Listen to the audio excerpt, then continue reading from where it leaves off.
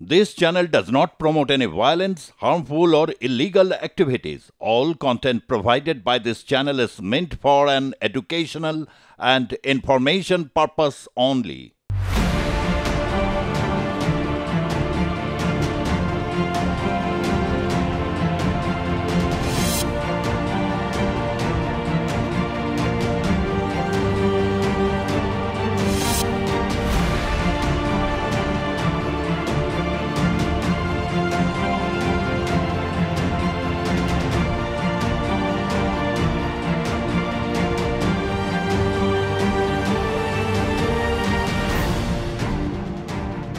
বিশ্বাস করেন যে সঞ্জয় রায় একাই খুন করে ধর্ষণ করে গোটা ঘটনা ঘটিয়েছে? বিশ্বাস করি না ও একা করেনি। এখানে কমপক্ষে 5-6 লোক এই কাজ করেছে। 14ই আগস্ট রাতে কেন পুলিশ ঘটনাস্থল থেকে পালালো? জাস্টিস পারদিওয়ালা কি বলেছেন যে আমি আমার 30 বছরের অভিজ্ঞতাতে এইরকম ক্যালকাটা পুলিশ যে এইরকম তদন্ত করতে পারে এটা আমি আমার জীবনে 30 বছরের মধ্যে দেখিনি। ডাল মে কুছ কালা হ্যায়। হ্যাঁ, এই কথাটা তো এখন প্রচলিত হয়ে গেছে, ডাল মে কুছ কালা। কোথাও আপনি খুশি সিবিআই তদন্তে?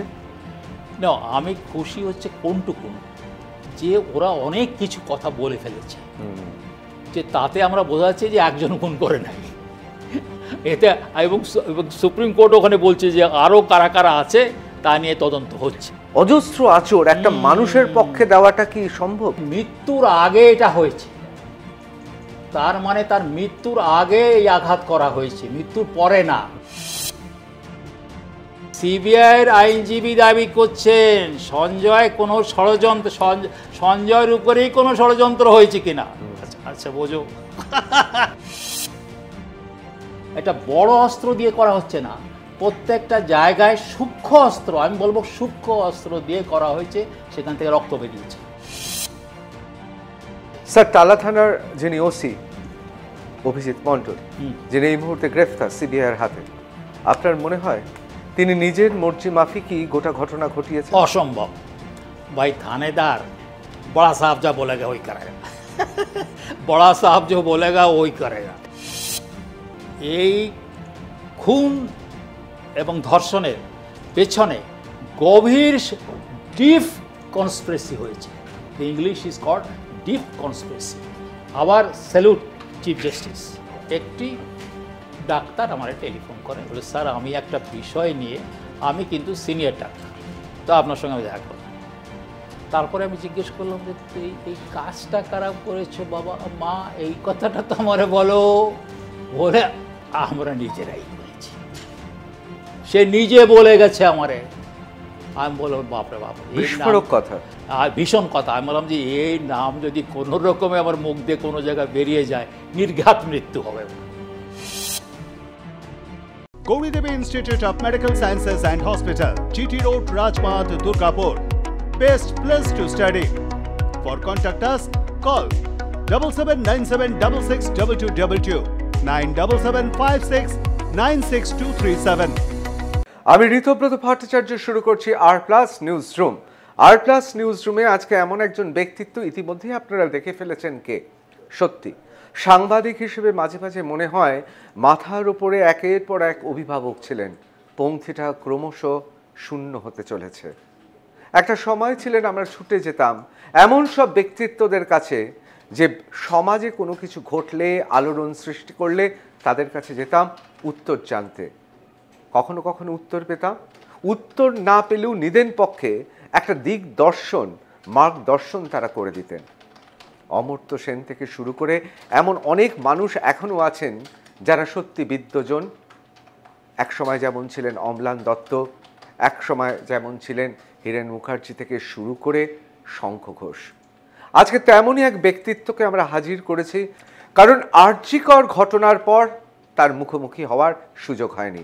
আজকে আমাদের সঙ্গে ডক্টর উপেন বিশ্বাস। উপেনবাবু, আপনাকে স্বাগত R+ নিউজে। আমি আলাদা করে আমাদের বাংলার জনগণকে আপনার পরিচয় দিচ্ছি না, আমরা সবাই জানি একসময় সিবিআইয়ের শীর্ষ কর্তা হিসেবে বাঙালি এবং বাংলার গর্ব ছিলেন আপনি। একটা সময় আপনি মন্ত্রিত্বেও ছিলেন, আপনি চেষ্টা করেছিলেন যে সমাজে পিছিয়ে পড়া মানুষকে মূল স্রোতে নিয়ে আসা। আপনি নিজে একজন শিক্ষাবিদ বটে, আপনার গবেষণা নিয়ে আমাদের আগেও আলোচনা হয়েছে। পুরনো কালে হারিয়ে যাওয়া কলকাতা থেকে শুরু করে এই ধর্মতলার ইতিহাস, তা নিয়ে আপনার সঙ্গে আমার বিস্তর আলোচনা হয়েছে। আজকে একবার অন্য পরিপ্রেক্ষিতে আপনাকে আমরা আবার ডেকেছি, আপনি সাড়া দিয়েছেন, তার জন্য প্রথমেই আপনাকে ধন্যবাদ। আমি প্রথম যে প্রশ্নটা করব, আরজি করের ঘটনা কতটা আলোড়িত করেছে আপনাকে? সারা পৃথিবীর মানুষকে যদি আলোড়িত করে থাকে, আমিও তাদের মধ্যে একজন আছি। এবং শুনলে তুমি খুশি হবে যে ইন্টারন্যাশনাল একটা অর্গানাইজেশন হয়েছে এই আরজি করকে নিয়ে। তা আরজি করের প্রতিবাদ, তার যে ছবি মানে লোগো করে হয়েছে, বান্টির মানে আমার ছেলের মেয়ের সেই ছবিটা এঁকেছে। তো বাঙালি হিসাবে আর আমি তার গ্র্যান্ডফাদার হিসাবে আই এম ভেরি প্রাউড যে তার লোগো হয়েছে সারা পৃথিবীতে। সেই ও যে আরজি করে যে লোগোটা বানিয়েছে সারা পৃথিবী ঘুরছে। আমরাও দেখিয়েছি, সেটা অসাধারণ লোগো হয়েছে। এবং অনেকে মনে করছেন এই সময়টায় এই লোগোটা প্রতীক হিসেবে থেকে যাবে ইতিহাসে। সেই হিসেবে আমরা সবাই এই সময় দাঁড়িয়ে এই প্রতিবাদ এবং তার পাশাপাশি একই সঙ্গে উৎসব দেখেছি। আপনি কি মনে করেন সত্যি একটা দ্রোহকাল উপস্থিত হয়েছে? একটা দ্রোহকালের মধ্যে আমরা দেখুন, এই যে ঘটনাটা ঘটেছে, ওকে, এরকম ঘটনা তো আপনি দেখলেন কতবার, এর পরে অনেকবার হলো। কিন্তু একটা হসপিটালের মধ্যে, মানে হাসপাতাল বাংলায় আমরা বলি, তার মধ্যে একজন ডাক্তার, সে এখনও কমপ্লিট করতে পারে নাই তার কোর্স, যাই হোক আমরা বলবো ডাক্তার, জুনিয়র ডাক্তার বলা হচ্ছে। সেখানে যদি এটা হয় তাহলে আমার মেয়ে কি সেফ, আমার মা কি সেফ, আমার স্ত্রী কি সেফ? এইটাই হয়েছে আলো, মানুষকে আঘাত করেছে। কেন এরকম হবে, এটা কেন হবে, তার প্রতিবাদ আমাদের করতে হবে। উপেনবাবু, আমরা একদিকে যেমন আপনাকে ব্যক্তি হিসেবে চিনি, এটাও তো ঠিক, একজন আপনি ইন্ডিয়ান পুলিশ সার্ভিসের একজন দুদে আইপিএস অফিসার এবং আপনি সিবিআই শীর্ষ কর্তাদের অন্যতম। এবং বাঙালি যতদিন থাকবে, ভারতবর্ষের সিবিআই যতদিন থাকবে, ইতিহাসে স্বর্ণাক্ষরে লেখা থাকবে সেই দিনটার কথা, যেদিন আপনি আপনার স্ত্রীকে ফোন করে রিভলভার নিয়ে বেরিয়েছিলেন, জানতেন না ফিরবেন নাকি। এই অসীম সাহসী দুদে আইপিএস অফিসারকে আমার প্রশ্ন, যখন ময়নাতদন্ত রিপোর্টটা পড়লেন, যখন গোটা ঘটনা জানলেন, তখন পুলিশ সত্তার বাইরে মানুষ সত্তা, মানবিক দিক থেকে আপনার মনে হয় এক অসহ্য যন্ত্রণার মধ্য দিয়ে ওই অত্যন্ত নম্র, ভদ্র, বিনয়ী, এক শিক্ষিত, মার্জিত, রুচিসম্মত একটি মেয়ে, তাকে আমরা এই সমাজ ব্যবস্থা ফিরিয়ে দিলাম মৃত্যুর আগে, অসহ্য যন্ত্রণা? দেখো, আমি ওর তো সমাজ মাধ্যমে তুমি জানো যে ওর ছবি বেরিয়ে গিয়েছিল। তারপরে আমি এই তার সম্বন্ধে যা লেখাজোখা, তাতে প্রথম সেটা আমাদের ধরতে হয়, সেটা হচ্ছে পোস্টমর্টম রিপোর্ট, রাইট? ওই পোস্টমর্টম নিয়ে অনেক আলোচনা হয়েছে যে একেবারে প্রথম হচ্ছে রাত্রে পোস্টমর্টমটা করা হলো, আর খুব তাড়াতাড়ি করা হলো। এমনকি যে সমস্ত ভোকাবুলারি ব্যবহার করা হয়েছে, সাধারণত তোমরা জানো যে তোমরা যে প্রফেশনে আছো তার একটা ভোকাবুলারি আছে, তেমনি এই যে যারা পোস্টমর্টম করে তাদেরও একটা ভোকাবুলারি, একটা ম্যানুয়াল আছে।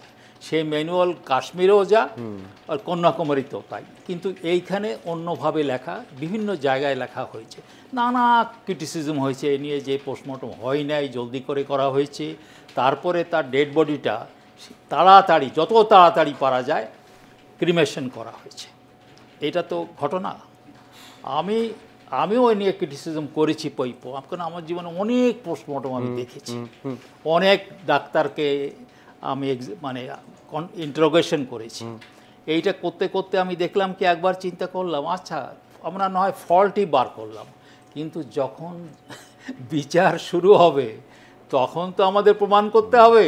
তো সে তখন প্রমাণ করার এই একমাত্র কাগজ হচ্ছে এই ময়নাতদন্তের প্রথম কাগজটা।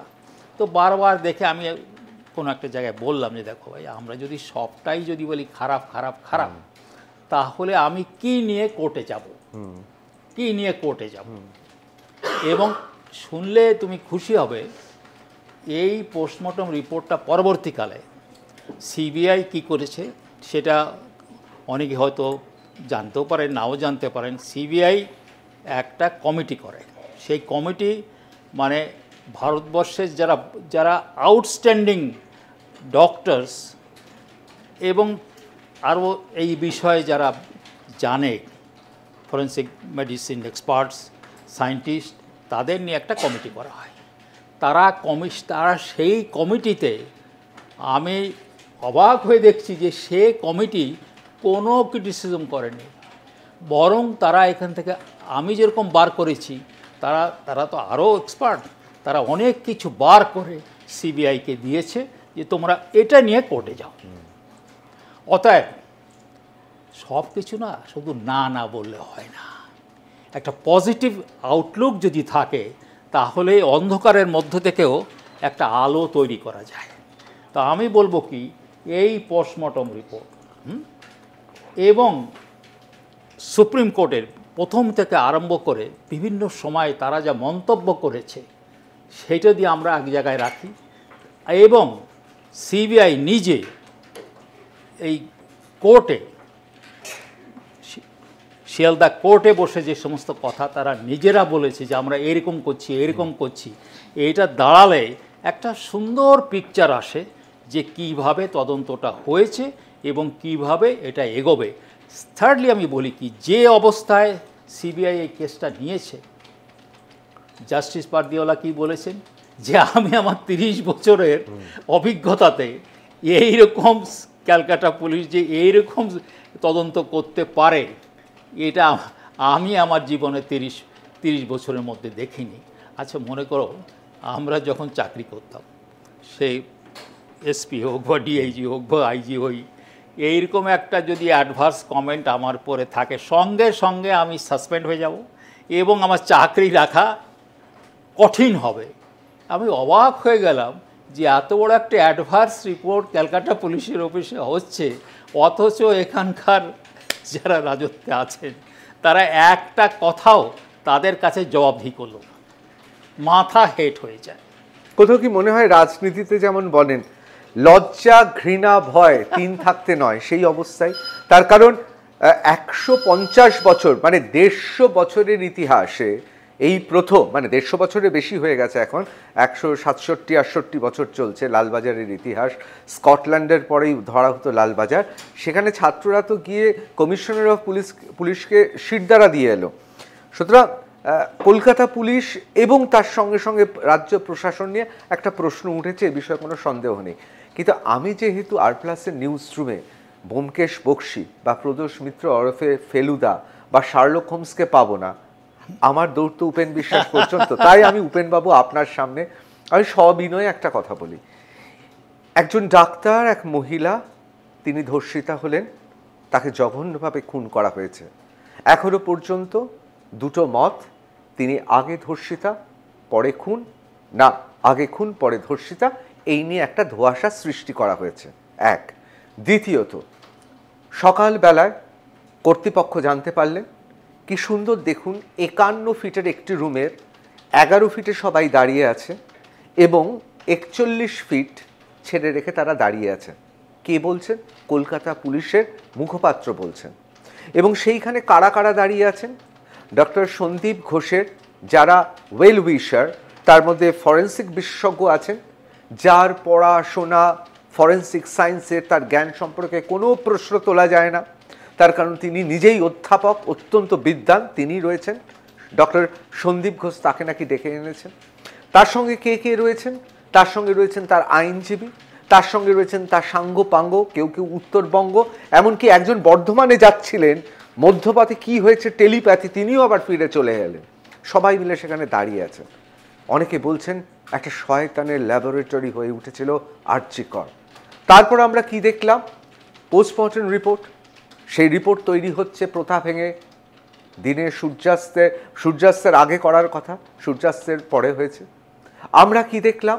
আমরা দেখলাম 7 তাড়াতাড়ি কয়েকজনকে টপকে সেই মৃতদেহ আগে দাহ করা হলো, এবং সেখানে আমরা দেখলাম জনপ্রতিনিধি এবং একসময় লাল, পরবর্তীকালে সবুজ দুধে কাউন্সিলর, এখন প্রাক্তন কাউন্সিলর, তারা সবাই মিলে গিয়ে 7 তাড়াতাড়ি দাহ কার্য করে দিলেন।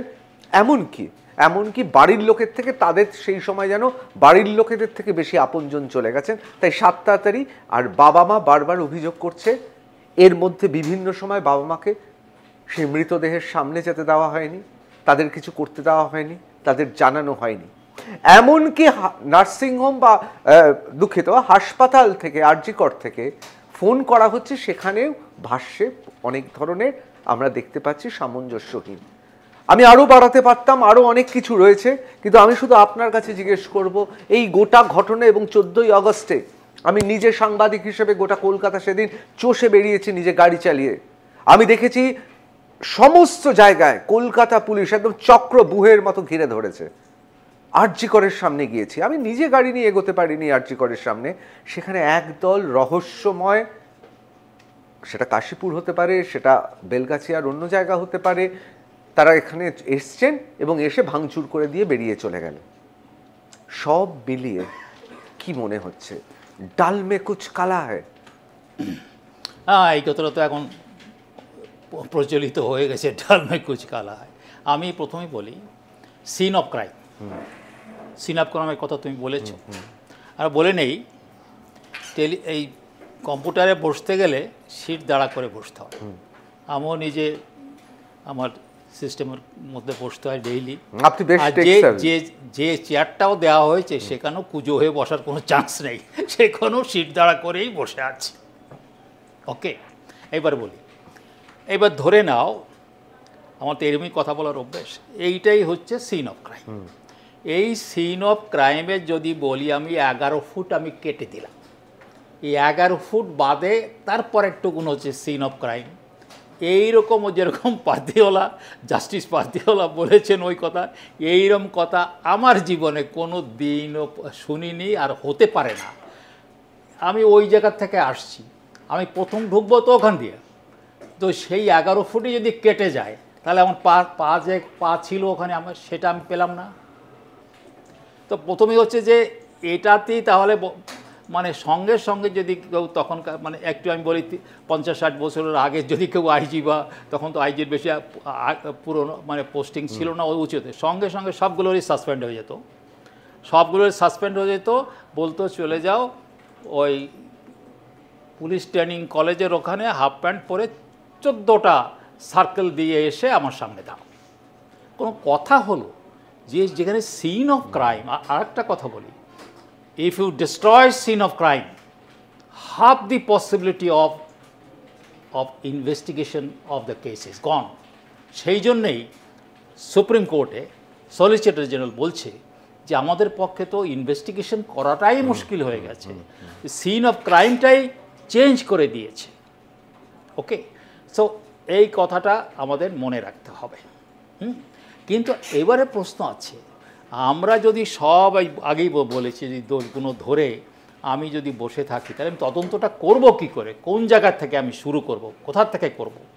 সেইখানে আমি বলি কি, অনেকে কি হয়েছে, সুপ্রিম কোর্ট নিয়েও খুব আলোচনা হয়েছে, অনেকে ক্রিটিসিজম করছে, কিন্তু আমি বলি কি যে প্রত্যেক সবার কিন্তু তারা মনিটরিং করেছে।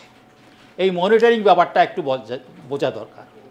আমাদের এই কলকাতা হাইকোর্টেও অনলি, যেখানে জাস্টিস গঙ্গোপাধ্যায় আমার সাজেশন আমি দিয়েছিলাম যে এইভাবে মনিটর করতে হবে, কোর্ট মনিটরড ইনভেস্টিগেশন, তারা কোনো জাজমেন্ট করছে না। ঠিক, তাহলে আপনি সুপ্রিম কোর্টের কাছে যে বলছেন কেন আমি বিচার চাই? বিচার তো এই যে এখন বিচার হচ্ছে, সে বিচার দেবে। তিনি সুপ্রিম কোর্টের চিফ জাস্টিস সুমোটো নিয়েছিলেন এটা, এই কোর্ট মনিটরড, আচ্ছা কোর্ট মনিটরড ইনভেস্টিগেশন বাংলায় কি বলতে আমি বলছি যে মানে মহামান্য আদালতের আদালত নজরদারিতে তদারকি করবে, আদালত তদারকি করবে, আদালত তদারকির মাধ্যমে হবে। আচ্ছা, এটা করা হয় কেন, সেটাও আমার মনে হয় আমাদের একটু পরিষ্কার করা দরকার।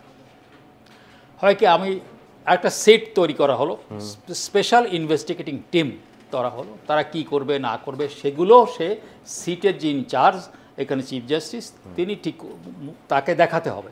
দেখালে উনি বলবেন হ্যাঁ ঠিক আছে, এই এই এই এই যে কম্পোজিশনটা হয়েছে এরকম হবে। আমি একটা উপমা দিচ্ছি। আপনারা জানেন যে আমাদের যে এখন প্রধানমন্ত্রী, তিনিও একবার মামলায় পড়েছিলেন।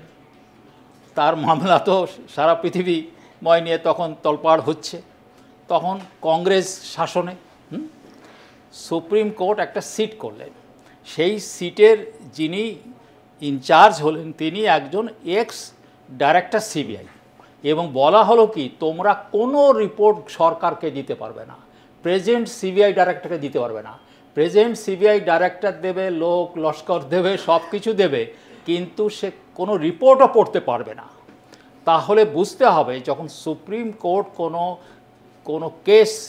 কোনো কেস দেখছে, মনিটর করছে, তাহলে তার কতখানি শক্তি যে সেখানে এবং কিভাবে চলবে। যদি দেখা যায় কি সে যে কেসটা ওরা মনিটর করেছে ঠিকমতো এগোলো না, চার্জশিট হলো না, এবং যারা এই কাজটা করেছে তাদেরকে ধরা হলো না, তাহলে তো বিচার হয় না। আমি বলবো কি, দেখো প্রথম দিন, আচ্ছা 18/8/2024 উনি কেসটা নিলেন, 2 দিনের মধ্যেই বলল আজকেই আমি হিয়ারিং করব। করে কি বললেন, এইটা যদি জানা যায় তাহলে প্রথম থেকে জেনেসিসটা কি এই কেসটা হবে সেটা বোঝা যাবে। কোনো হাসপাতালের অধ্যক্ষ প্রথমে আত্মহত্যা বলেছিলেন কেন?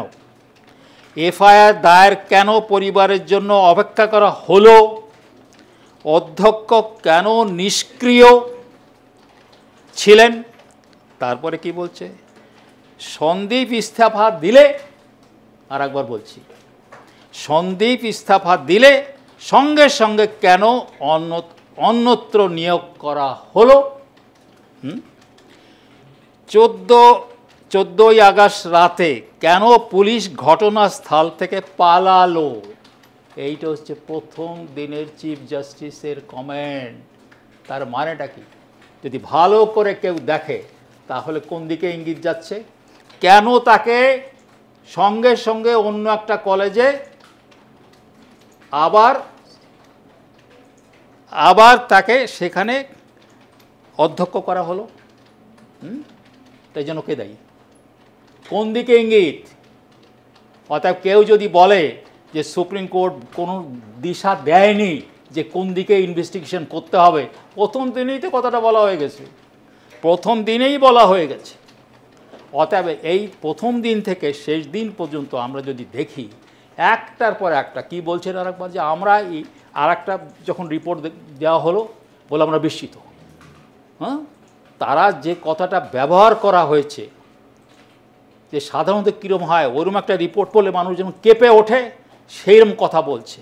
তাহলে হ্যাঁ, আমাদের যদি জানাতেন যে কি কাদের কথা বলা হয়েছে তাহলে হয়তো আমাদের একটু ভালো লাগতো। কিন্তু কি হয়, যখন তদন্ত চলে তখনই যারা মনিটর করে তারা বলে না যে এই আসামি হলো, এখনই তাদের ধরে নিয়ে আসো। সে কাজটা তো আপনি বলছেন তাহলে প্রথম দিনে বিশেষ করে অধ্যক্ষ নির্দেশেই তো কেউ ফোন করেছিল এবং আত্মহত্যা বলেছিল, এ বিষয়ে তো কোনো সন্দেহ নেই। তাহলে আপনি বলছেন তীরটা কিন্তু কোনো সুনির্দিষ্ট দিকেই যাচ্ছে।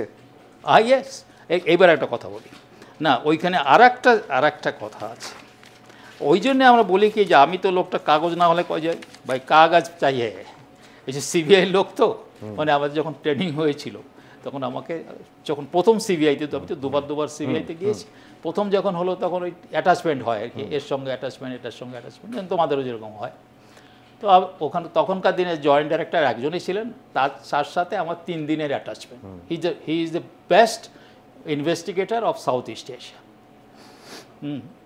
তখন আমি 2 দিন বসে আছি ওনার সামনে, উনি কিচ্ছু কোনো কথা বলেন না। আমি বললাম যে তাহলে কী জন্য আমার এখানে বসে থাকা হলো? অথচ আবার লাঞ্চ একসঙ্গে করছি, চা খাচ্ছি, উনি ফাইল একটার পর দেখছেন, আমি খালি হা করে বসে আছি। তারপর বিশ্বাস ये देखो ये ट्रेनिंग वेनिंग कुछ नहीं होता। और सर कुछ नहीं होता है तो हम कैसे क्यों इधर आया? बोले देखो कागज पढ़ो, बार बार पढ़ो, कुछ ना कुछ तो निकाल ही जाएगा। এই যে হচ্ছে সিবিআইয়ের হচ্ছে আসল কথা, যে ও যা কিছু কিচ্ছু নাই কিচ্ছু নাই কিচ্ছু নাই, ভাই হাম কুছ না কুছ ওয়া সে নিকাল হি দেंगे। তো এই যে মানে এইটা হচ্ছে সিবিআইয়ের কিন্তু তার হচ্ছে বলতে পারো বাইবেল। তা আমরা সেই বাইবেলে আমরা ট্রেন্ড হয়েছি। অতএব ওই কিছু একটা হয় না, কিছু পাওয়া যাচ্ছে না বলে আমি চুপ করে থাকবো, এটা চলবে না। এবারে একবার কি বলছেন supreme court? The status report filed by the Central Bureau of Investigation indicates that, এইবারে বলা হচ্ছে যে না, যে আরও লোক আছে কি না, তোমরা অনেকেই প্রশ্ন করছো সুপ্রিম কোর্টকে যে আরও লোকের মধ্যে আছে কি না, ও বাদে আরও লোক আছে কি না, এ তো চার্জশিট করা হলো একজনকে। তো সুপ্রিম কোর্ট তো ভাই 15-10-24 কী বলছেন অনেকেই ভুলে গেছে। কেউ আমি উইথ ডিউ রিগার্ডস উইথ তোমাদের টেলিভিশন কোম্পানি অ্যান্ড যাই কিছু, এই কেউ এই কোটেশনটা করেনি। কি বলছে? The status report filed by the Central Bureau of Investigation indicates মানে দেখাচ্ছে, indicates that further investigation into the role of others in relation to the alleged rape and murder on 9 August 2024 is the subject matter of the continuing investigation. অতএব সে তারা একা নয়। এইবার আসলে এখানে যে ওরা চার্জশিট করেছে, সেই চার্জশিট আমরা কজন পড়েছি? খুবই কম লোক। আমি এই কথাও বলি, সেই চার্জশিটটা যে ভেরি গুড ডকুমেন্ট আমি বলি। সেই চার্জশিটে বলা হচ্ছে যে আমরা একজন লোককে এখানে আসামি করেছি। তার মানে এই না যে এই কেসে মাত্র একজন আসামি। এরপরে টাইম টু টাইম যেরকম আমরা ইনভেস্টিগেশন করব, যেরকমভাবে আসবে আমরা সেইভাবে চার্জশিট দিতে আরম্ভ করব। অতএব এই যে ওরা ছাড়া আর কের সম্বন্ধে ইনভেস্টিগেশন হচ্ছে না, এইটা মাথার মধ্যে থেকে বার করে নেওয়া দরকার আছে। আচ্ছা, এই প্রসঙ্গে আর একটা কথা বলি। তুমি বলেছো যে আগে খুন না পরে ধর্ষণ। আচ্ছা, আমি আগেও কোথাও না কোথাও দেখিয়েছি, বলা হচ্ছে কি, এই পোস্টমর্টম রিপোর্টে বলা হচ্ছে যে গলা টিপে স্ট্র্যাঙ্গুলেশন, ইংরেজিটা হচ্ছে স্ট্র্যাঙ্গুলেশন, সোজা বাংলা মানে বাঙালের বাংলা যদি বলে দুই হাত ধরে গলা টিপে তাকে মারা হয়েছে। আর সঙ্গে সঙ্গে কি হচ্ছে, তার নাক এবং মুখ বন্ধ করা হচ্ছে। এ তো একজন মানুষ পারে না, তো এইটা করতে দুজনের দরকার, এবং চোখ ফেটে রক্ত আসছে। হ্যাঁ, তাহলে এইটা জোরে, তাহলে এইটা ধরতে একজন গেল, এইটা ধরতে যখনই এটা হবে তখন যাকে এটা করা হবে সে হাত পা না নড়বে, তাহলে তার দুই হাত ধরার জন্য আর দুইজন দরকার কমপক্ষে। কেন দুইজন মানে একজন লোক একটা লোকের দুই হাত ধরে রাখতে পারে না, তাহলে আবার দুটো পা, তাহলে 2 আর 2 4 আর 2 6জন, কমপক্ষে 6জন লোকের দরকার। এবং এইবারে একটা বড় প্রশ্ন, যে ও কি আগে খুন হয়েছে তারপরে ধর্ষণ? ধর্ষণ আগে পরে খুন, কিন্তু পোস্টমর্টমে কিন্তু ইন্ডিকেট করছে যে ওকে আগেই খুন করা হয়েছে। তাহলে ওকে কি ডেড বডির পরে ধর্ষণ হয়েছে? হতে পারে, খুব সম্ভাবনা। আমি যে রিকনস্ট্রাকশন করেছি এই কেসের, মানে রিকনস্ট্রাকশন করা যায় মানে নিজের অভিজ্ঞতা আর যে যা কি বলেছে না বলেছে ভালো করে রিসার্চ করলে, আমি বলছি যে এই রিকনস্ট্রাকশন যে ঠিক হবে সবসময় নয়, কিন্তু একটা পিকচার আমি ক্রিয়েট করতে পারি, তাই না কি? সেখানে আমার মনে হচ্ছে যে ওকে প্রথম খুন করা হয়েছে, তারপরে তার ডেড বডি হয়তো টাচ করেছে। এর কিন্তু সিবিআই একটা জিনিস প্রমাণ করেছে, দ্যাট শি হ্যাজ টাচড, সে যে ওর মানে শরীরের উপরে যে হাত দিয়েছে সেটা তারা প্রমাণ অবশ্যই তারা। আমি এটা ব্যাখ্যা করে বললাম না কোন জায়গাটা হাত দিয়েছে, আমি শুধু বলি যে বুকের কাছে হাত দিয়েছে, এবং সেইটা তার ডিএনএ পরীক্ষা করে সেটা প্রমাণ করা গেছে, কিন্তু এখানে একটা বিগ কোশ্চেন আছে। ওখানে কোথাও কিন্তু লেখা নাই যে ডাইরেক্টলি ওই যে গলা টিপে মেরেছে, ওই যে নাকের মুখ ধরে নিয়েছে, এই কথা কিন্তু এই চার্জশিটের মধ্যেও নেই, কোথাও নেই। অতএব এও দেখা যেতে পারে যে ওকে কয়েকজন লোক ওকে প্রথম খুন করেছে, তারপরে একে ডাকা হয়েছে বা এসে হাজির হয়েছে, যে কোনো কারণে কীভাবে হলো সেটা এখন বলা মুশকিল আছে। সেই তদন্ত হচ্ছে কিন্তু আমি বলে দিলাম। স্যার, এর সঙ্গে আমি একটু জিজ্ঞেস করে নেব, আপনার রিকনস্ট্রাকশন যেটা আপনি আপনার মনের ভেতরে একজন দুধে গোয়েন্দা হিসেবে আপনি দেখতে পাচ্ছেন, এটাও তো ঠিক, যতগুলো আঁচড় রয়েছে, অজস্র আঁচড় একটা মানুষের পক্ষে দেওয়াটা কি সম্ভব? এবার বলি, আমি না এই হচ্ছে তোমার কাছে নিয়ে এসেছি, আমি পোস্টমর্টমটা আমি নিয়ে এসেছি, তাতে প্রায় 21-22টা আঘাত হয়েছে। আচ্ছা, এই 21-22টা সাধারণত এই একটা লোককে যদি মারতে হয়, যেভাবে মানে মার্ডার যেরকম হয়, সে কি করে সে একটা বড় একটা কিছু ধরে করে একটা কি দুটো মার দিল, তাতেই সে মরে যাবে, তার দরকার হয় না, এতগুলো জায়গায় মারা দরকার হয় না। আর এইখানে কিন্তু একটা ভালো কথা লিখছেন, মানে খুব ইম্পর্টেন্ট কথা লিখছে ওরা, যে এই যে ইনজুরিজগুলো হয়েছে সব ইনজুরিজটাই অ্যান্টিমর্টম। আর একবার বলি, particularly the students from the university, যে মানে মৃত্যুর আগে এটা হয়েছে, তার মানে তার মৃত্যুর আগে এই আঘাত করা হয়েছে, মৃত্যুর পরে না, মানতে হবে। আর কি করা হয়েছে, এটা বড় অস্ত্র দিয়ে করা হচ্ছে না, প্রত্যেকটা জায়গায় সূক্ষ্ম অস্ত্র, আমি বলবো সূক্ষ্ম অস্ত্র দিয়ে করা হয়েছে, সেখান থেকে রক্ত বেরিয়েছে, প্রত্যেকটা জায়গায় রক্ত বেরিয়েছে। স্যার, এইখানে আমি আপনাকে একটু থামাচ্ছি, একবার একটু জিজ্ঞেস করি, এই সূক্ষ্ম অস্ত্রের ব্যাপার বলছেন, আমি কাউকে সন্দেহ বা কাউকে আমি আঘাত দিতে চাই না, ডাক্তাররা তো এই সূক্ষ্ম অস্ত্রগুলো জানেন ভালো, যারা শল্য চিকিৎসক বা ডাক্তার। এটা তো আমি বলি কি, এই সূক্ষ্ম অস্ত্রটা একটা ওই সঞ্জয়ের মতো একটা আনাড়ি লোক, কিন্তু ওরও কিন্তু খুব ব্রেন, অনেক পরে আসছি আমি, যে ওর brain better than the Calcutta police or CBI, সেটা পরে ইন্টারেস্টিং অ্যান্সার করব। আমি বলি কি, যে এইটা আফটার অল এই 6-7 জন মানুষ ওই রাতে বাইরের থেকে এই কাজটা করে চলে যাবে, এটা অসম্ভব কথা বলা। এরকম তো কেউ রিকনস্ট্রাকশন করবে একটা কেস, তার মানে কি ওখানকার লোকই করেছে। আর একটা জিনিস আমি বলে যাচ্ছি তোমার কাছে, আমি ভেবেছিলাম যে এই যে ছেলে মেয়েগুলো যারা আন্দোলন করছে, আরে এই সারা জীবন ধরে এই ইনভেস্টিগেশন করছি, সিবিআই করছি, তারা কেউ কিন্তু আমাকে টেলিফোনও করেনি, বাড়িতে আসে।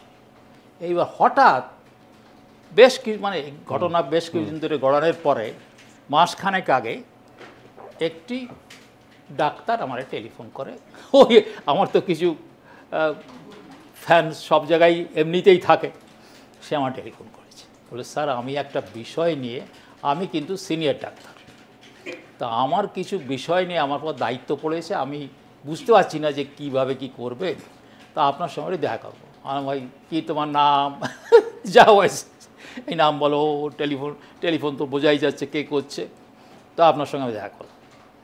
তার আমি টাইম দিলাম 2 দিন পরে। ইনসিডেন্টালি শি ইজ অলসো ওমন, তো ও ভদ্রমহিলা আমার বাড়িতে আসলো, তারপরে একথা সে কথা বলে টলে দেখলাম কি পুরো একটা পিকচার আমাকে দিচ্ছে। তারপরে আমি জিজ্ঞেস করলাম যে তুই এই কাজটা খারাপ করেছো বাবা মা, এই কথাটা তো আমারে বলো, বলে আমরা নিজেরাই করেছি, সে নিজে বলে গেছে আমারে। আমি বললাম বাপরে বাপ, বিস্ফোরক কথা, আর ভীষণ কথা। আমি বললাম যে এই নাম যদি কোনো রকমে আমার মুখ দিয়ে কোনো জায়গায় বেরিয়ে যায়, নির্ঘাত মৃত্যু হবে। এবং সে বলল, এবং এও বলল কারা, সে ইন্ডিভিজুয়াল নাম বলতে পারছে না, কিন্তু কারা কিভাবে মেরেছে। এবং তুমি যেটা বললে, ওই যে যেভাবে আঘাত করেছে, যে 21টা আঘাত করেছে, তার সম্বন্ধেও সে ব্যাখ্যা করে গেল। তো অতএব এই জিনিসটা ওই ডাক্তারদের কিন্তু দায়বদ্ধতা আছে। তোমরা ওখানে আছো, তোমরা বলছো যে এ করাপ্ট, এ ঠিক না, এই না, এটা হয়েছে সেটা হয়েছে, তাহলে তোমরা কিচ্ছু জানো না, এটা তো হতে পারে না। Gauri Devi Institute of Medical Sciences and Hospital, GT Road, Rajpath, Durgapur. Best place to study. For contact us, call 7797662222, 9775696237. তাহলে কি স্যার এরকম সম্ভব? ব্যক্তিগত জিঘাংসা, প্রতিহিংসা বা কোনো সত্যকে গোপন করার জন্য নৃশংসভাবে সেই রাতে খাওয়ার পর খুন করা হয়। হতে পারে সেটা অন্য কোনো জায়গায়, সেমিনার রুমে নয়, এবং খুন করে নেওয়ার পর আগে থেকে এই সঞ্জয় রায়কে তারা চিনত এবং জানতো যে তার মধ্যে একটা ব্যভিচারী স্বেচ্ছাচারী মনোবৃত্তি আছে, এবং তাকে ডেকে নিয়ে এসে, যেমন আমরা বিখ্যাত স্যার অর্থাৎ কালান্ডারের ওই ব্রাজিলের কালো বাঘের যে গল্পটা পড়েছিলাম, যে খুন করার পর কুমিরের দিকে অথবা চিতাবাঘকে ছুড়ে দেওয়া মৃতদেহ প্রমাণ লোপাট করা, ঠিক সেই রকমই সঞ্জয় রায়কে এনে ছেড়ে দেওয়া হলো। এবার সে মৃতদেহ নিয়ে যা করার করবে, এবং যেহেতু এরা ডাক্তার, যেহেতু এরা ফরেনসিক স্পেশালিস্ট, এরা জানে তার আগে হয়তো স্ক্যাপুলা বা এই ধরনের অনেক যন্ত্রপাতি ব্যবহার করা হয়েছে, তারপর তার হাতে ছেড়ে দেওয়া হলো, কারণ শেষ যার প্রমাণটা থাকবে তার প্রমাণটাই ফরেনসিকের হাতে গিয়ে পৌঁছাবে। এবার বলি, আমি যদি প্রশ্ন করি, আমি কার কাছে প্রশ্ন করছি না যে কোন দিনে সিবিআই চার্জশিট দিল, এই যদি প্রশ্ন করা হয় তো অনেকেই ফেল করে যাবে, কেন কে মনে রাখে। সেটা 7/10/2024 হচ্ছে তারা চার্জশিটটা সাবমিট করেছে। সেই চার্জশিটটা সাবমিট করেছে এই শিয়ালদা কোর্টে। সেইখানে তাদের উকিল, মানে তারাই যখন, তুমি তো জানো যে কেউ কোনো অপরাধী হোক আর যারা কেস করেছে তারা তো নিজে কথা বলে না, তাদের অ্যাডভোকেট বা তারা বলে। সেইখানে তারা কি বলেছে সেদিন, now this is very important, this is very very important. Sanjay কোনো ষড়যন্ত্র প্ররোচনার শিকার হয়েছিল কিনা তাও তদন্তের আওতায় রয়েছে বলে সিবিআইয়ের আইনজীবী দাবি করছেন। এইবার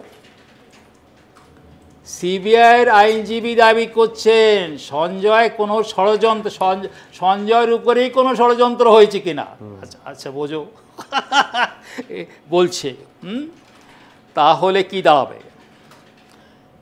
এইবার আমি যদি বলি সঞ্জয় এই যে সমস্ত কথাটা বললো সেটা কবে বললো? সে কিন্তু ওই দিন বলে নাই।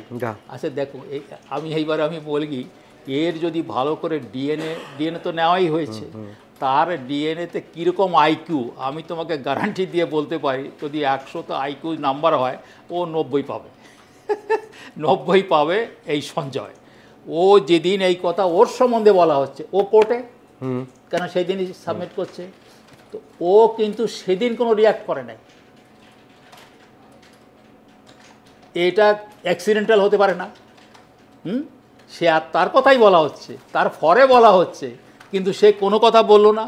সে বলল কোন দিন, যেদিন চার্জ ফ্রেম হয়ে গেছে সেদিন বলল যে আমাকে ফাঁসিয়েছে। এবং সেইটা হচ্ছে 11/11, আর এটা 10/20, হ্যাঁ 7/10, বেশ তফাৎ। এটাও সোমবার, এটাও সোমবার। তো সেই দিন যেদিন চার্জ ফ্রেম হয়ে গেছে, তার মানে সে জেনে গেছে এখন তো আমার কোনো উপায় নাই, আমার তো এখন কাঠগড়ায় দাঁড়াতে হবে। সেদিন ওই কথা বলে উঠল যে আমাকে ফাঁসিয়েছে। তার আগে বলে নাই কিন্তু। লুক এট দিস, তার মানে আইকিউ কত হাই আইকিউ। এইবার তারপরে কতদিন বলা হয়, যেদিন প্রথম এই বিচার শুরু হলো সেদিন বলল যে এই ক্যালকাটা পুলিশ কমিশনার এবং ডিডি স্পেশাল তারা করেছে। তার মানে তাহলে সিবিআই যখন এই কথা বলছে, অতএব সে যে এই যে সঞ্জয় যে কথা বলছে, তুমি হিসাব করে দেখো।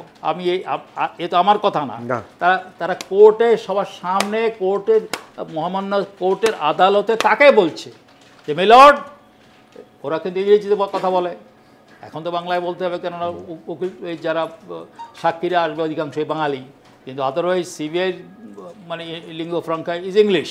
তো তাহলে সঞ্জয় কোনো ষড়যন্ত্রের প্রবণতা, সে নিজেই হয়তো ষড়যন্ত্রের শিকার হয়ে গেছে, মানে সিবিআইও তদন্ত করছে, সিবিআইও তদন্ত করছে, তাহলে এইটা কোনো মানে কাল্পনিক কথা না।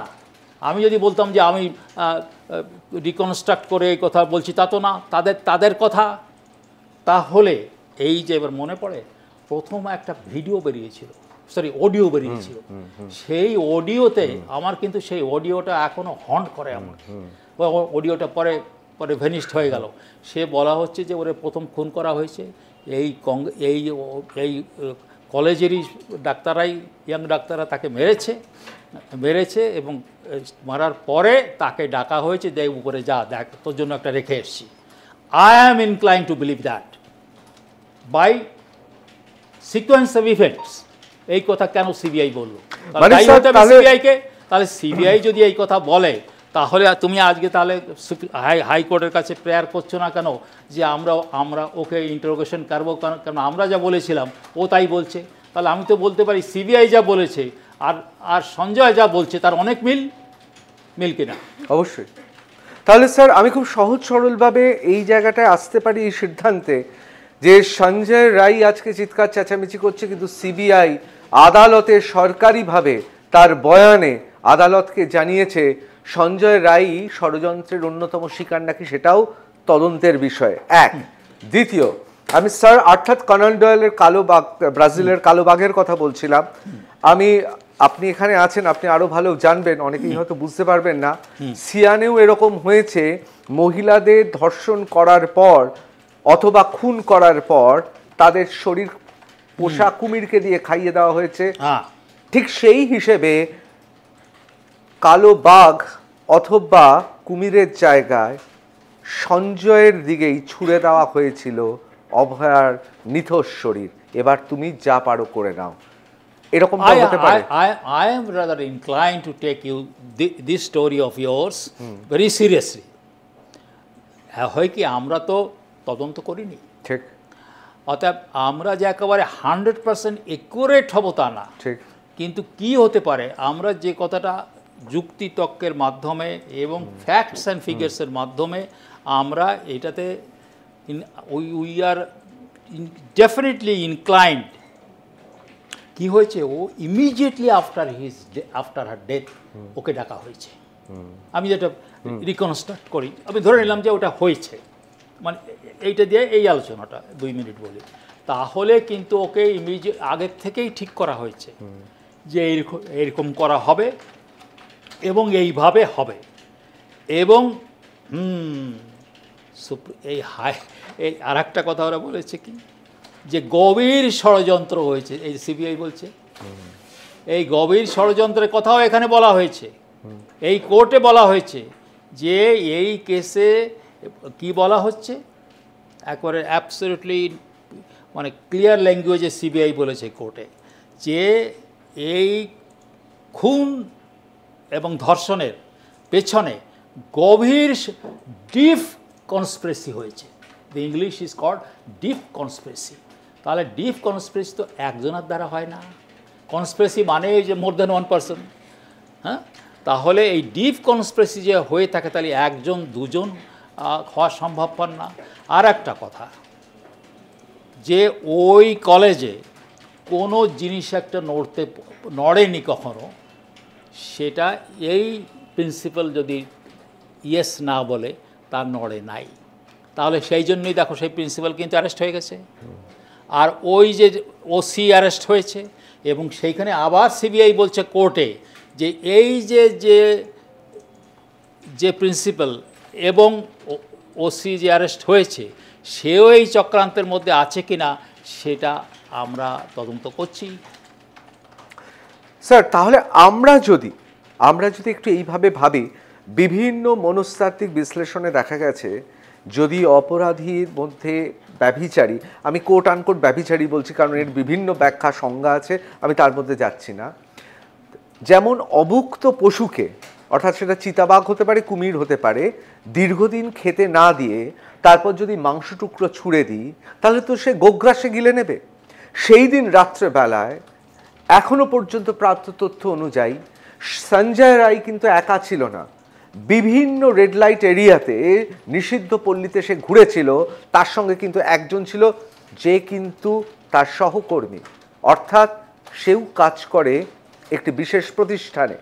এবং এই দুটি জায়গায় অর্থাৎ উত্তর এবং দক্ষিণে বা দক্ষিণ এবং উত্তরে সে নিষিদ্ধ পল্লীতে কিন্তু কাউকে পায়নি। এর দরকার ছিল একটি নারী দেহ তার চরিতার্থ তৃপ্তির জন্য, এবং সেই খবর জানত ষড়যন্ত্রকারীরা, আর সেই জন্যে অভুক্ত কুমির বা বাঘের মতো ছুঁড়ে দেওয়া হয়েছিল আমাদের বাড়ির মেয়ের নিথর দেহ তার ওপর।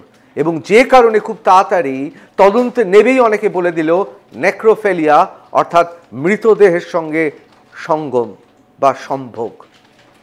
আমি বলি এই তদন্ত যারা ভালো করে, সারা পৃথিবীতে স্টাডিতে দেখা গিয়েছে কি যারা ভালো তদন্ত করে এবং বিশেষ করে জিজ্ঞাসাবাদ যারা ইন্টারোগেশন, মানে অধিকাংশই কেস যদি ফেল করে তাহলে দেখা যায় ইন্টারোগেশন ঠিক হয়নি, আর যে সমস্ত কেস ভালো সাকসেসফুল হয় দেখা যায় সেটা ভালো ইন্টারোগেশন হয়েছে।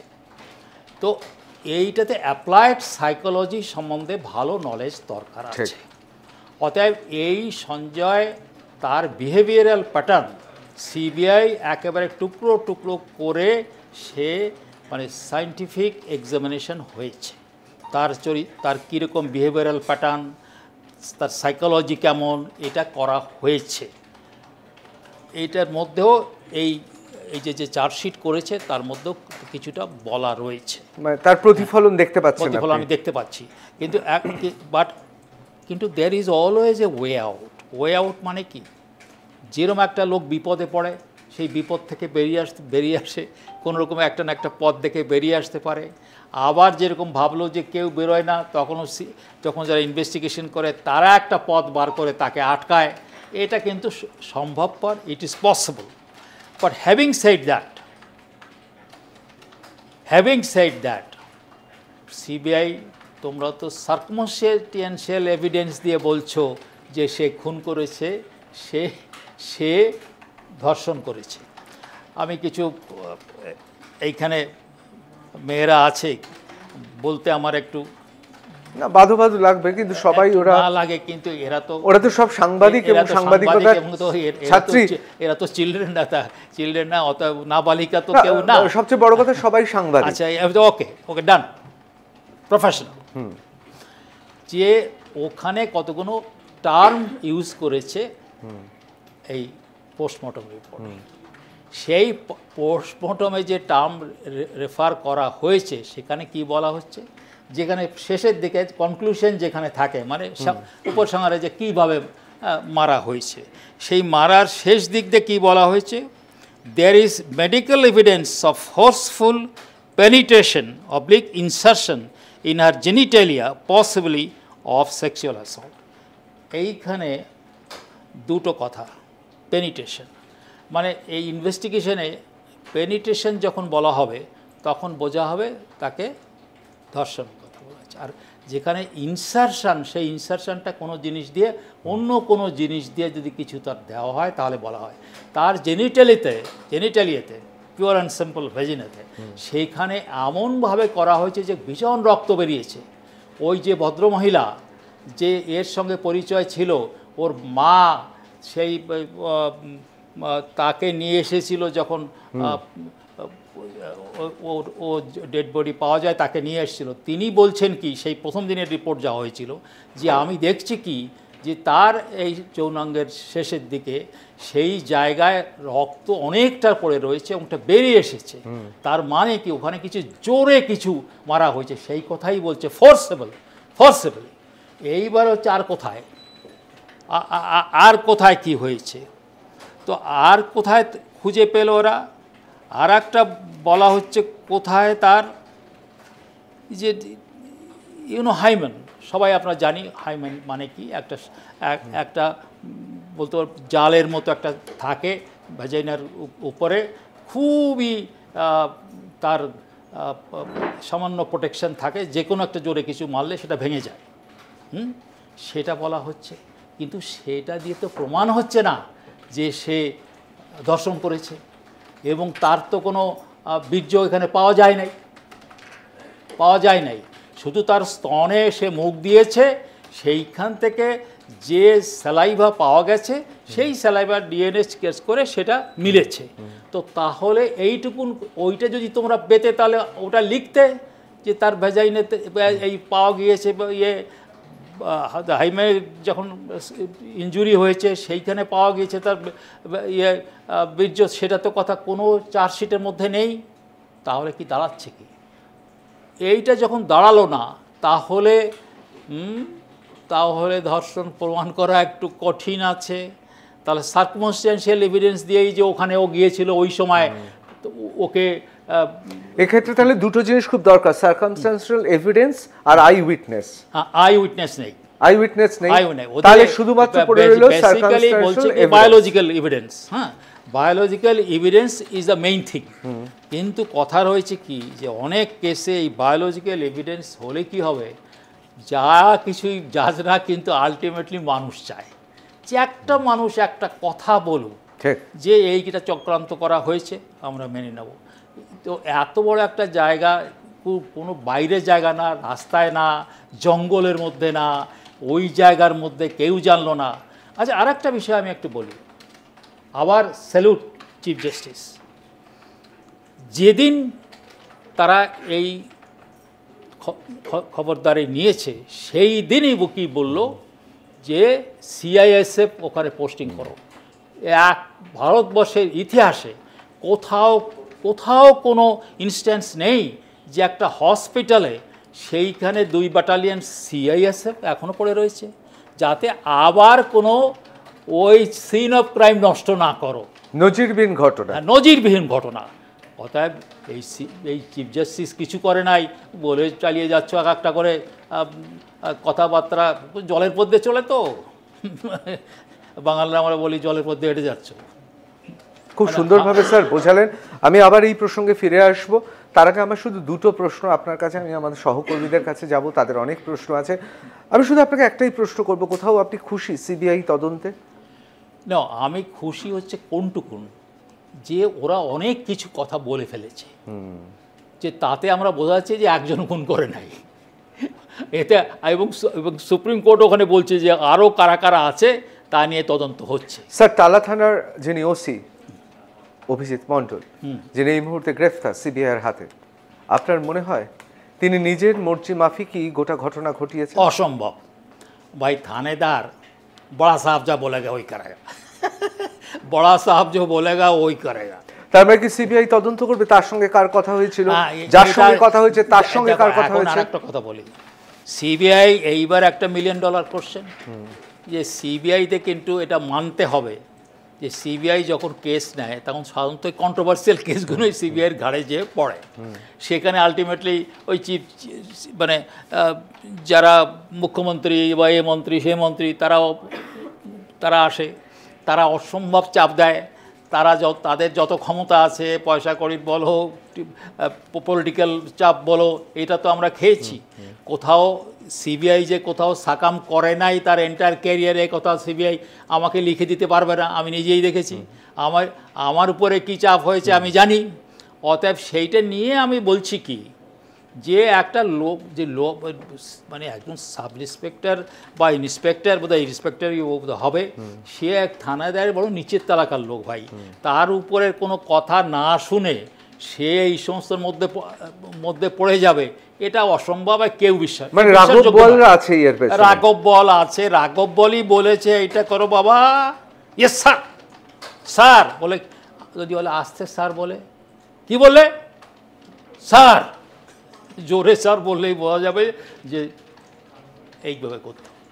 আমি এবার দ্রুত চলে যাচ্ছি আমার যারা সহকর্মী আছে তাদের কাছে। প্রথমেই পারমিতা স্যার, আমার যেটা জিজ্ঞাসা, যে রাজ্যের যে শাসক দল তার সঙ্গে বিরোধীরা টক্কর দিতে পারছে না বলেই কি এই রাজ্যে গণতান্ত্রিক পরিবেশ নেই? কি মনে করছেন আপনি? দেখুন, গণতান্ত্রিক পরিবেশ এইবার একটু বলি, আমাদের দেশে এই যে গণতন্ত্র যে যে আমাদের যে কাগজটা লিখে গেছে তার নাম কি? আম্বেদকর। তো আম্বেদকর যখন উনি পুরো সংবিধানটা পাশ করালেন, সংবিধান সবাই পাশ করা হয়ে গেল, তখন আবার বললেন কি, আমার আবার দুটো একটা কথা আছে। সবাই অবাক, তারা বললো যে সব তো পাশ হয়ে গেল, তারপরে আবার কি বলছেন? বলে না, তবু আমার আছে। তা উনি তখন বলছেন কি, যে আমরা এই আমাদের গণতন্ত্রের যে সংজ্ঞা বা গণতন্ত্র কিভাবে চালাতে হবে সেটা বিদেশ থেকে নেওয়ার দরকার নাই। আমাদের দেশেই ট্রাইবাল গণতন্ত্র ছিল অনেক, সে সাউথ ইন্ডিয়া থেকে নর্থ ইন্ডিয়া, ইস্ট থেকে ওয়েস্ট, সেইখানে একটা লোকের কথা পরবর্তীকালে সবাই জেনেছে। আমি বলি কি, বৈশালী হয়তো নাম তোমরা শুনে থাকো, বৈশালী গণতন্ত্রে। তো বৈশালী গণতন্ত্রে এইবার গণতন্ত্রটা কেমন হওয়া উচিত তাই বলি, তাহলেই তোমার সব প্রশ্নের তুমি উত্তর পেয়ে যাবে। একবার সেখানকার যে শাসক, মানে এখনকার চিফ মিনিস্টার ধরে নাও, সে সংবাদ পেল যে তার শাসনের মধ্যে, মানে রাজ্যে এই হিউম্যান রাইটস নিয়ে তর্ক হচ্ছে, বিতর্ক হচ্ছে। উনি কি করলেন জানো? এই থাকলো আমার তোমার এই চিফ মিনিস্টারের কাজ, আমি আজকের থেকে ছেড়ে দিলাম, এবং তারপরে সেই দিন থেকে সে একজন সামান্য কৃষক হয়ে শেষ জীবন করল। দিস ইজ দ্য হেরিটেজ, এই আমাদের পরম্পরা। সেই পরম্পরা এখন নেই। খুব সুন্দর বললেন, প্রতীকী অনেক কথা বলে ফেললেন। আমি সৈনির কাছে চলে যাবো দ্রুত। আমার প্রশ্ন আপনার কাছে এটাই, যে আপনি একসময় সিবিআর শীর্ষ পদে ছিলেন, তারপরে আপনি একসময় রাজনীতিবিদ হন। হ্যাঁ, 10 বছর। জীবনের কোন সময়টা আপনার মনে হয়েছে যে দেশের জন্য আপনি বেশি কাজ করতে পেরেছেন? আমি বলবো কি, যে সময় আমি মন্ত্রী ছিলাম সেই সময় নয়, সেখানে আমি কিছু কাজ করেছি। সেই কাজগুলো যে মানে একবারে ক্ষুদ্রতা নয়, খুব নীরবে কাউকে কিছু না বলে, কোনো পাবলিসিটি না দিয়ে আমি সেখানে কাজ করেছি। কীরকম শুনে নাও, আমি ওখানে একটা প্রোগ্রাম করেছিলাম, মানে একটা প্রজেক্ট, তাকে বলে ইবিসি, এথনিক বিউটি কেয়ার। 38,000 গ্রাম আছে, তার মধ্যে আমি 35,000 গ্রামের মহিলাদের, মেয়েদের, SC ST যারা পিছনে পড়ে আছে, তাদের আমি বিউটিশিয়ান করেছি। কিন্তু আসল যে জায়গায়, সেটা মুখ্যমন্ত্রী তার নিজের কাছে, সে জায়গায় আমরা নাই। সেখানে আমার কন্ট্রিবিউশন শুধু একটা মানে ওই ওবিসিদের যে রিজার্ভেশন, সেটা আমি করতে পেরেছি, তাও ওনার আদেশ। বাকি জিরো। যা করতে পেরেছি যখন আমি সিবিআইতে ছিলাম বা আইপিএসে ছিলাম। বাহ, খুব সুন্দরভাবে। রুমঝুম, নিজেকে এখনো রাজনীতিবিদ মনে করেন? রাজনীতি করার উচ্চাশা রয়েছে এখনো? একদম নেই, কেন আমি তো মানে ওই পোস্টমর্টম ইলেকশনের সময় যখন ভায়োলেন্স হলো, তারপরে আমি রিজাইন করে এসেছি। এইটা নয় কি যে আমি একেবারে শেষ দিন পর্যন্ত মানে ওইখানে চাকরি করেছি। সোজা কথায় বলে একদম লিখিতভাবে বলেছি, সমস্ত পোস্ট থেকে, সব কিছু থেকে, আমি চেয়ারম্যান ছিলাম একটা কর্পোরেশনের, সেই SC ST কর্পোরেশনের, সেইটার থেকে সব রিজাইন করে আমি আর রাজনীতির মধ্যে নেই। আর অনেকে আমাকে বলেছে যে এখানে জয়েন করেন, সেখানে জয়েন করেন। আমি বললাম দেখো, আমি ওটাও দেখে নিলাম।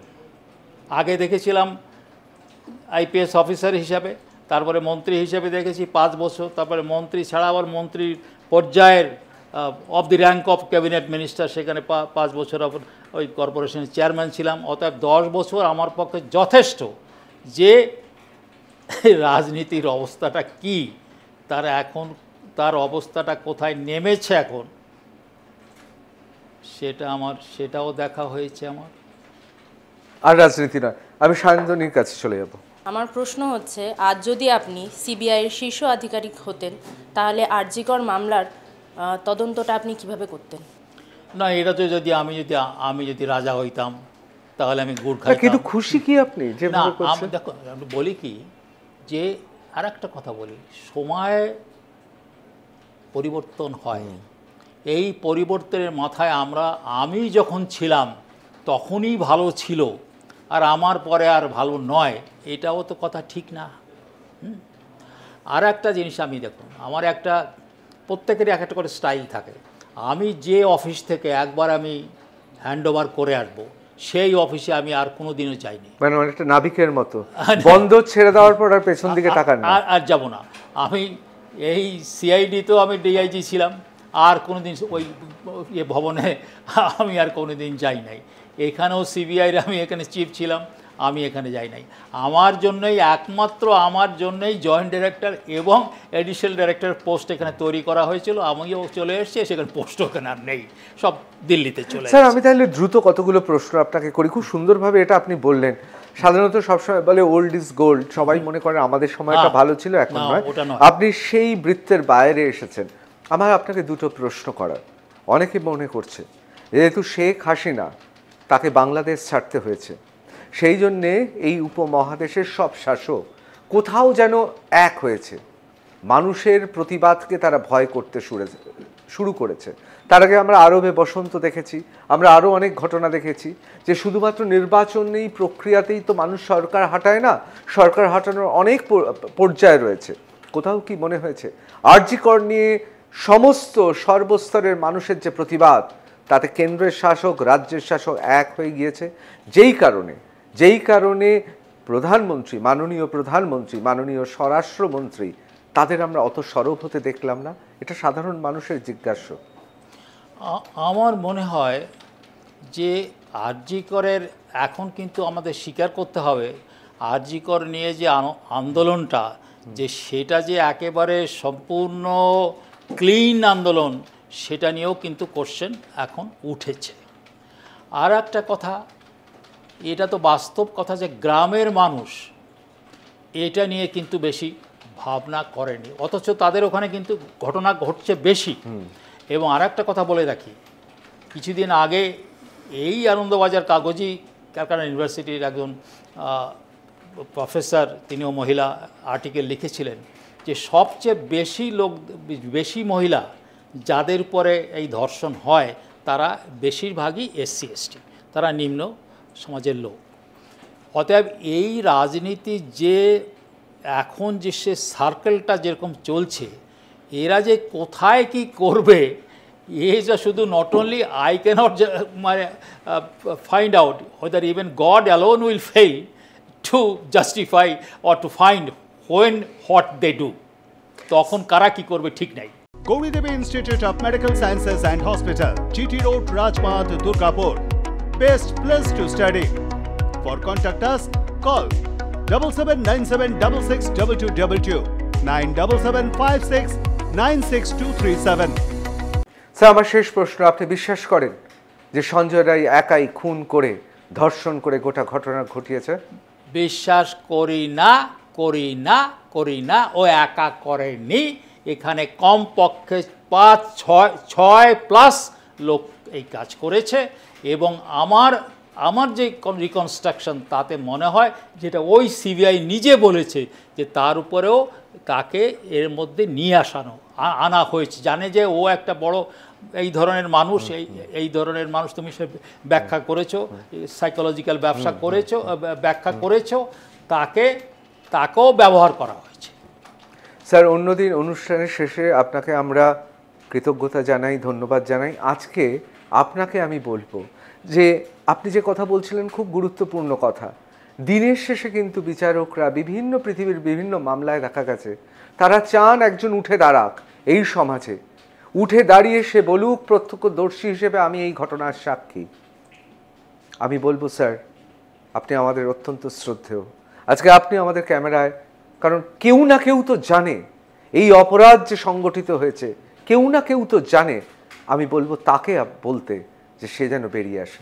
আমি বলবো কি, আমি বিশেষ করে আর একবার হাত জোড় করে এই যে ছেলে মেয়ে যারা আমার থেকে অনেক কম বয়স, আমার 83+ বয়স, তোমাদের কাছে আমি আর একবার তোমাদের পায়ে পড়ে বলি, তোমাদের ওই ঘরের মধ্যে এই জিনিস হয়েছে, তোমরা জানো যে কাজ করেছে, তোমরা এখনও তোমরা বলো যে তোমরা এসে তোমরা রাতের অন্ধকারে গিয়ে সিবিআইকে নামগুলো দিয়ে আসো, এখনও সময় আছে। আরও আমি বলি, যদি আমি দেখি যে সিবিআই, আমি আগেও বলেছি, সিবিআই এই তদন্ত করে আসলে কারা একজন না, বললাম তো 1+2 3 4 5 6, এটা যদি না করে, ওখান থেকে সরে আসে, তারা নিজেরাই বলছে, সুপ্রিম কোর্ট নিজেই বলছে যে আরও কারা কারা করেছে আমরা তারা তদন্ত করুক। যদি তারা না করে, আমি নিজে যেটুকুন পারি রাস্তায় নেমে বলবো এই সিবিআই, যে সিবিআইতে আমি কাজ করেছি এই সিবিআই, এই সিবিআই সেই সিবিআই নয়। অসংখ্য ধন্যবাদ স্যার। আজকে গোটা বাংলা, গোটা ভারতবর্ষ, পৃথিবীর বিভিন্ন জায়গায় ভারতীয়রা তাকিয়ে আছি আমরা সবাই আরজি করের ঘটনার বিচার চাই। আজকে ডক্টর রূপেন বিশ্বাস, যিনি একজন দুধে আইপিএস অফিসার, যিনি দীর্ঘদিন মন্ত্রিসভায় ছিলেন সরকারি বিভিন্ন পদে, তদন্তকারী হিসেবে যার সুখ্যাতি রয়েছে, সে আজকে জাতির কাছে প্রার্থনা করছে হাত জোড় করে, যিনি জানেন তিনি যান, সিবিআইকে বলুন। আমরা সবাই চাই এই সত্য বেরিয়ে আসুক নিকোষ কালো ধূসর অন্ধকারের বুক চেড়ে।